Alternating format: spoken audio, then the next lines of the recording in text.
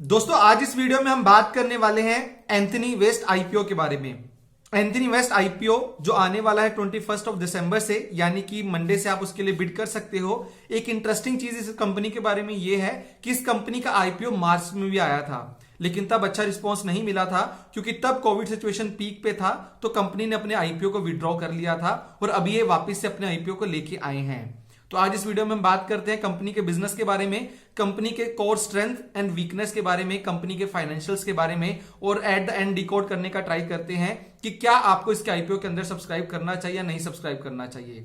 मैं जगदीप सिंह आपका स्वागत करता हूं ग्रो यूट्यूब चैनल में। चलिए जल्दी से स्टार्ट करते हैं आज का वीडियो स्टार्ट करने से पहले अगर आपने अभी तक ग्रो के चैनल को सब्सक्राइब नहीं किया तो जल्दी से ग्रो के चैनल को सब्सक्राइब करें ताकि आप हमारी कोई भी इंपॉर्टेंट वीडियो को मिस ना करें। चलिए कम टाइम लेते हुए सबसे पहले बात करते हैं एंथनी वेस्ट आईपीओ के बिजनेस के बारे में, यानी कि ये कंपनी काम क्या करती है। जैसे कि नाम के अंदर वेस्ट आता है तो यहां से आप समझ गए होंगे कि कंपनी वेस्ट मैनेजमेंट के अंदर अपना बिजनेस रन करती है। लेकिन ये पूरा बिजनेस कैसे काम करता है मैं आपको बहुत ही आसान भाषा में समझाता हूं।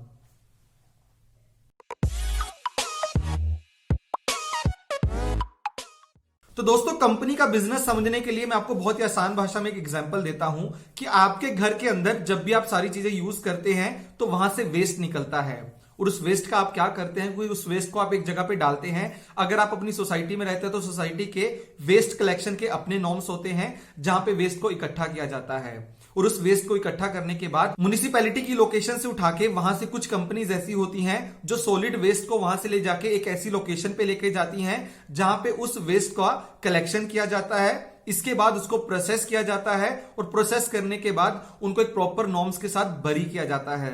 ये होता है वेस्ट का एंड टू एंड मैनेजमेंट और यहां पे इसको बोलते हैं लैंडफिल कंस्ट्रक्शन। तो लैंडफिल का कंस्ट्रक्शन किया जाता है जहां पे पूरे सॉलिड वेस्ट को म्युनिसिपैलिटी से लेके जाके वहां पे इकट्ठा करके उनका प्रोसेस करके इसके बाद उनको बरी किया जाता है। तो यहां पे बहुत सारी कंपनीज होती हैं जो ये पूरा एंड टू एंड इसको हैंडल करती हैं, यानी कि म्युनिसिपैलिटी से वहां से उसका ट्रांसपोर्ट करने के बाद वहां पे कंस्ट्रक्शन करना ताकि उसका अच्छे तरीके से प्रोसेसिंग की जा सके और उसके बाद उसका एंड टू एंड मैनेजमेंट करना। तो अगर हम इस कंपनी की बात करते हैं तो कंपनी यही बिजनेस करती है जिसके बारे में मैंने आपको एग्जांपल देके अभी समझाने का ट्राई किया। तो अगर मैं वापस इसके बारे में बताऊं तो कंपनी इंडिया की सॉलिड वेस्ट मैनेजमेंट की सेकंड सबसे बड़ा प्लेयर है जो वेस्ट का ट्रांसपोर्टेशन करता है, कलेक्शन करता है, इसके बाद उसका प्रोसेसिंग करता है और प्रोसेसिंग करने के बाद उसको बरी करता है। तो ये हुआ इस कंपनी का बिजनेस के बारे में पूरे हाइलाइट्स जो मैं आपको समझाना चाहता था। तो दोस्तों अगर मैं यहाँ पे कंपनी के बिजनेस के कुछ हाइलाइट्स की बात करूं जो आपके लिए इंपॉर्टेंट होने चाहिए, वो ये कि कंपनी के इंडिया में 25 प्रोजेक्ट्स रनिंग है। इसके अलावा 18 प्रोजेक्ट्स ऑनगोइंग है, यानी कि आने वाले टाइम में वो भी प्रोसेसिंग में चले जाएंगे। इसके अलावा कंपनी के पास 1100 से ज्यादा के व्हीकल्स हैं जो यूज करते हैं वेस्ट को ट्रांसपोर्टेशन करने के लिए। इसके बाद अगर मैं बात करता हूं कंपनी के इंप्लॉयज की तो कंपनी के पास 7000 से ज्यादा एक्टिव इंप्लॉयज भी हैं। तो ये बताता है कि जो कंपनी का ओवरऑल साइज है वो काफी बड़ा है और कंपनी के काफी सारे जो ऐसे बड़े बड़े प्रोजेक्ट्स हैं वो करंटली रनिंग है और इसके अलावा कंपनी और ऐसे प्रोजेक्ट्स भी बना रही है जो आने वाले टाइम में इनके रेवेन्यू के अंदर कंट्रीब्यूट करेंगे।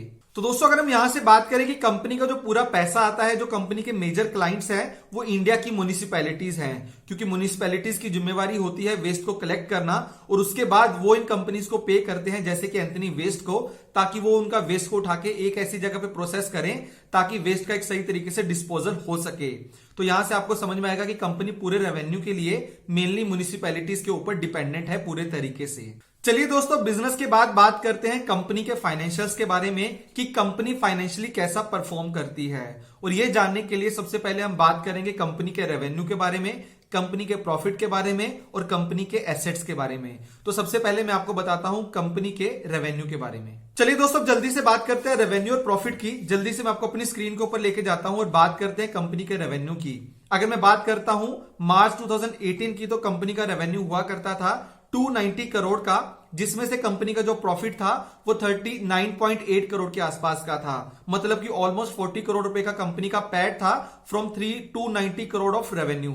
इसके बाद दोस्तों अगर मैं बात करता हूं 2019 की, यानी कि 31 मार्च 2019 की, तो कंपनी का जो रेवेन्यू था वो थोड़े से अमाउंट से बढ़ के 290 करोड़ से बढ़ के 298 करोड़ हो जाता है और कंपनी का प्रॉफिट 39 करोड़ से कम होके 34 करोड़ पे चला जाता है। मतलब कि कंपनी का टॉप लाइन बढ़ता है लेकिन बॉटम लाइन नहीं बढ़ता है। इसके बाद हम बात करते हैं 31 मार्च 2020 की, जब कंपनी का रेवेन्यू काफी अच्छे तरीके से बढ़ता है। 298 करोड़ से बढ़ के कंपनी का रेवेन्यू 464 करोड़ पे जा पहुंचता है। और इसके बाद अगर मैं प्रॉफिट की बात करता हूं तो कंपनी का प्रॉफिट 34 करोड़ से बढ़ के 62 करोड़ पे चला जाता है, जिससे आपको समझ में आएगा कि 90 और 20 के कंपैरिजन में कंपनी ने 20 के अंदर काफी अच्छा परफॉर्मेंस दिया अपने इन्वेस्टर्स को, अपने बिजनेस के अंदर। तो दोस्तों अगर मैं बात करता हूं इस साल के सितंबर तक के रिजल्ट की, तो कंपनी ने अभी तक 215 करोड़ का सेल कर लिया है और उसमें से कंपनी ने 29 करोड़ का प्रॉफिट भी बना लिया है। मतलब कि अभी तक का कंपनी का इस साल का परफॉर्मेंस भी हमें ठीक ठाक अच्छा ही देखने को मिलता है। वहीं पे दोस्तों अगर मैं एसेट्स की बात करता हूं तो एसेट्स अगर आप पिछले 3 साल के देखते हैं तो कंपनी के एसेट्स हर साल काफी अच्छे तरीके से इंप्रूव हुए हैं। अगर मैं बात करता हूं 18 की, तो कंपनी के जो टोटल एसेट्स थे वो 428 करोड़ के थे, नेक्स्ट ईयर 512 करोड़ और नेक्स्ट ईयर 672 करोड़ पे जा पहुंचते हैं। अगर मैं बात करता हूं इस साल के मिड ईयर तक के रिजल्ट की, तो कंपनी का जो करंट एसेट बेस है वो 707 करोड़ के आसपास का है। मतलब कि कंपनी के एसेट्स अच्छे तरीके से ग्रो किए हैं। कंपनी का प्रॉफिट अगर हम 18 से लेकर 20 के बीच की बात करते हैं तो वो भी अच्छे तरीके से ग्रो किया है और कंपनी का ओवरऑल टॉप लाइन में भी हमें एक अच्छी ग्रोथ देखने को मिलती है इन टर्म्स ऑफ फाइनेंशियल्स। दोस्तों इसके बाद अगर मैं बात करता हूं प्राइस टू अर्निंग मल्टीपल की, तो कंपनी का पीई रेशो 12.98 का है, यानी कि ऑलमोस्ट 13 के आसपास का कंपनी का पीई रेशो हमें देखने को मिलता है। तो दोस्तों इसके बाद बहुत इंपॉर्टेंट होता है आपके लिए ये जानना कि मैंने आपको पिछले 3 साल का रिजल्ट तो बता दिया, लेकिन अगर मैं पिछले 5 साल का सेल्स में सीएजीआर का ग्रोथ का बात करता हूं तो वो कितने % का निकल के आता है। क्योंकि आप एक ऐसी कंपनी में इन्वेस्ट नहीं करना चाहेंगे जिसका सेल्स 1 साल में 50% बढ़ता है लेकिन उसके बाद 5 साल तक नहीं बढ़ता। आप एक ऐसी कंपनी में इन्वेस्टमेंट करना चाहते होंगे जिसका सेल्स लगातार एक अच्छे अमाउंट से बढ़ता है। अगर मैं एंथनी वेस्ट की बात करता हूं तो कंपनी के सेल्स का जो सीएजीआर है वो 12% से ज्यादा का है पिछले 5 साल का, मतलब कि एक अच्छा नंबर माना जा सकता है। दोस्तों अगर हम रिटर्न ऑन इक्विटी की बात करें तो कंपनी का रिटर्न ऑन इक्विटी 21% से ज्यादा का है। डेट टू इक्विटी रेशियो की अगर मैं बात करता हूं तो वो 0.5 के आसपास का है। चलिए दोस्तों इसके बाद अब बात करते हैं आईपीओ के कोर डिटेल्स की, यानी कि कौन कौन सी डेट्स आपके लिए काफी ज्यादा इंपॉर्टेंट है। सबसे पहले मैं बात करता हूं आईपीओ के टोटल साइज की, तो टोटल साइज आईपीओ का 300 करोड़ का है, जिसमें से 85 करोड़ का फ्रेश इशू है, यानी कि कंपनी नए शेयर्स लेके आ रही है ताकि उस पैसे का यूज कंपनी अपने बिजनेस के लिए कर सके। लेकिन जो बाकी बचा हुआ अमाउंट है 215 करोड़ का, वो ऑफर फॉर सेल है, यानी कि जहां पे प्रमोटर्स अपने स्टेक को सेल कर रहे हैं अपने स्टेक को एनकैश करने के लिए। तो इसके बारे में मैंने आपको लास्ट आईपीओ की वीडियो के अंदर भी बताया था कि ये क्यों इंपॉर्टेंट होता है आपके लिए ये जानना कि कौन से आईपीओ के अंदर ऑफर फॉर सेल कितना है और फ्रेश इशू कितना है, क्योंकि फ्रेश इशू का जो अमाउंट होता है वो नॉर्मली कंपनी के बिजनेस के अंदर यूज किया जाता है। तो दोस्तों करंटली प्रमोटर्स का जो ओनरशिप है पूरी कंपनी के अंदर वो 51% से ज्यादा का है, लेकिन आईपीओ आने के बाद जैसे कि मैंने आपको बताया कि ओनर्स ऑफर फॉर सेल लेके आ रहे हैं जिसके थ्रू वो अपने स्टेक को सेल करेंगे, उसके बाद उनका जो शेयर होल्डिंग पैटर्न में स्टेक है वो 51% से कम होके 46% हो जाएगा। तो दोस्तों अगर हम इसकी इंपॉर्टेंट डेट्स की बात करते हैं तो बिडिंग करने के लिए 21 दिसंबर से लेके 23 दिसंबर के बीच में आप इस आईपीओ के लिए अप्लाई कर सकते हैं। अगर मैं लिस्टिंग डेट की बात करता हूं तो नेक्स्ट ईयर की फर्स्ट डेट यानी कि 1 जनवरी 2021 को ये कंपनी एक्सचेंज के ऊपर लिस्ट करेगी। तो दोस्तों अगर हम इसके लॉट साइज की बात करें तो एक लॉट के अंदर 47 शेयर्स है और शेयर का प्राइस 313 से लेके 315 के बीच में रखा गया है और आप एक रिटेल इन्वेस्टर इस आईपीओ के लिए मैक्सिमम 13 लॉट्स के लिए अप्लाई कर सकते हैं। तो दोस्तों अगर हम इस कंपनी के ओवरऑल आईपीओ लाने के ऑब्जेक्टिव के बारे में बात करें जो कि फ्रेश इशू जो कि पैसा कंपनी में यूज होगा, तो वहां वो कहां पे यूज होगा। पहला, कंपनी वेस्ट टू पावर एक प्रोजेक्ट है उनका, वहां पे अपना पैसा डालना चाहती है। इसके अलावा जो कंपनी का ओवरऑल बोरोइंग्स है, जो डेट है, कंपनी उसको थोड़ा कम कर सकती है, जो पैसा यहां से कंपनी को मिलेगा। अब दोस्तों ये सारी इंफॉर्मेशन के बाद अब जल्दी से बात करते हैं सबसे इंपॉर्टेंट एस्पेक्ट की, जहां पे मैं आपको बताना चाहूंगा कि इस आईपीओ के क्या क्या प्रोज हैं और क्या क्या कॉन्स हैं, यानी कि क्या वीकनेस है क्या स्ट्रेंथ है। तो दोस्तों अगर सबसे पहले मैं प्रोज की बात करता हूं तो प्रोज इसकी इंडस्ट्री से ही निकल के आता है। तो आपको पता है कि कंपनी बिजनेस क्या करती है, कंपनी सॉलिड वेस्ट मैनेजमेंट का काम करती है और वो मेनली कहां से आता है, वो सिटी से निकल के आता है। और जैसे आपने देखा है कि जैसे ही इंडिया ग्रोथ की तरफ जा रहा है तो आने वाले टाइम में अर्बनाइजेशन होने के चांसेस और ज्यादा होते रहेंगे, यानी कि ज्यादा लोग सिटीज की तरफ मूव करेंगे तो ज्यादा अर्बनाइजेशन होगा, जिसकी वजह से वेस्ट भी ज्यादा क्रिएट होगा, और जब भी वेस्ट ज्यादा क्रिएट होगा तो कंपनी के लिए एक अपॉर्चुनिटी निकल के आती है।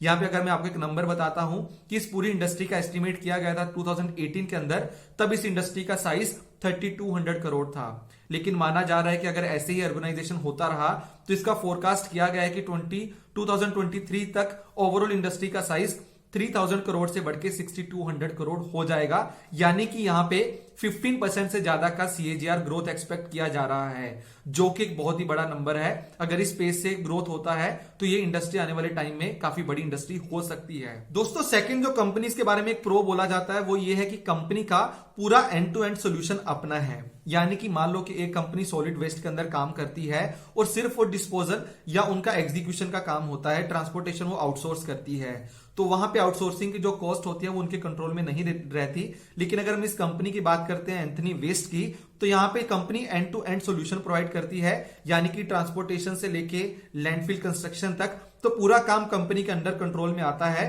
तो कंपनी अपनी कॉस्ट को एक अच्छे तरीके से कंट्रोल कर सकती है और कंपनी का अपनी प्रोसेसेस के ऊपर काफी ज्यादा स्ट्रॉन्ग कंट्रोल भी देखने को मिलता है। थर्ड दोस्तों, कंपनी के फाइनेंशियल नंबर्स काफी अच्छे देखने को मिलते हैं। कंपनी का रिटर्न ऑन इक्विटी काफी अच्छा है, कंपनी का पी रेशो काफी कम है, जो नॉर्मली इन्वेस्टर्स के लिए अच्छा माना जाता है। और इसके अलावा अगर मैं बात करता हूं ऑपरेटिंग प्रॉफिट मार्जिन की, तो कंपनी ने पिछले 5 साल के अंदर अपने ऑपरेटिंग प्रॉफिट मार्जिन को काफी अच्छे तरीके से स्टेबल बना के रखा है, 30% के आसपास का। तो दोस्तों, ये तो बात हुई स्ट्रेंथ की, लेकिन जब भी आप किसी कंपनी के अंदर इन्वेस्ट करते हैं तो स्ट्रेंथ के साथ साथ प्रोज के साथ साथ आपको कॉन्स के बारे में भी पता होना चाहिए, ताकि आप एक अच्छा इन्फॉर्म डिसीजन ले सकें। चलिए मैं जल्दी से बात करता हूं कॉन्स की। तो दोस्तों, सबसे पहले अगर मैं कॉन की बात करता हूं, जैसे कि मैंने आपको बिजनेस मॉडल के अंदर ही समझाया था कि कंपनी का जो पूरे बिजनेस का डिपेंडेंसी है वो म्युनिसिपैलिटीज के ऊपर है, क्योंकि म्युनिसिपैलिटीज इनको बिजनेस देती हैं और ये कंपनी वो बिजनेस का एग्जीक्यूट करती हैं, जिसके बाद पूरा पैसा कंपनी को म्युनिसिपैलिटी से लेना होता है। अगर हम काफी म्युनिसिपैलिटीज की बात करते हैं तो वहां पे फाइनेंशियल कंडीशंस काफी बार सही नहीं रहती, तो जिसके चलते पिछले कुछ टाइम के अंदर भी देखा गया है कि कंपनी का जो बकाया होता है, जो इनको लेना है म्युनिसिपैलिटी से, जिसको रिसीवेबल्स भी बोलते हैं, वो काफी अमाउंट में बढ़ जाता है। तो यहां पे छोटी सी ये प्रॉब्लम हो सकती है इनकी कोर डिपेंडेंसी, जो कि म्युनिसिपैलिटीज के ऊपर है।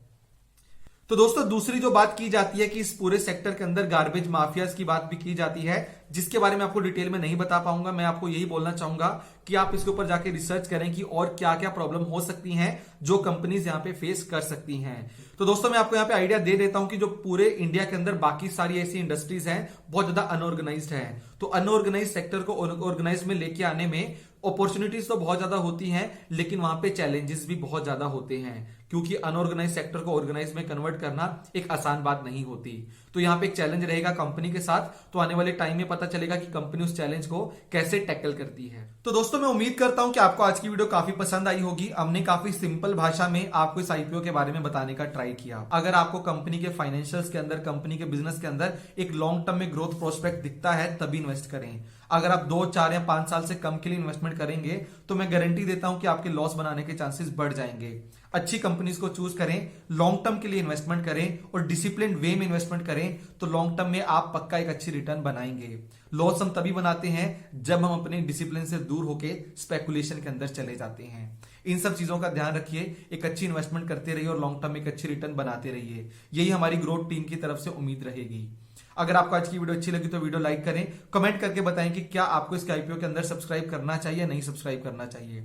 इसके अलावा दोस्तों, अगर आपने अभी तक ग्रो के चैनल को सब्सक्राइब नहीं किया तो जल्दी से ग्रो के चैनल को सब्सक्राइब करें, क्योंकि इस चैनल के ऊपर हम 3 से 4 वीडियोस एजुकेशनल पर्पस के ऊपर लेके आते हैं, जो आपको एक अच्छा और इंटेलिजेंट इन्वेस्टर बनने में काफी हेल्प कर सकता है। Happy investing.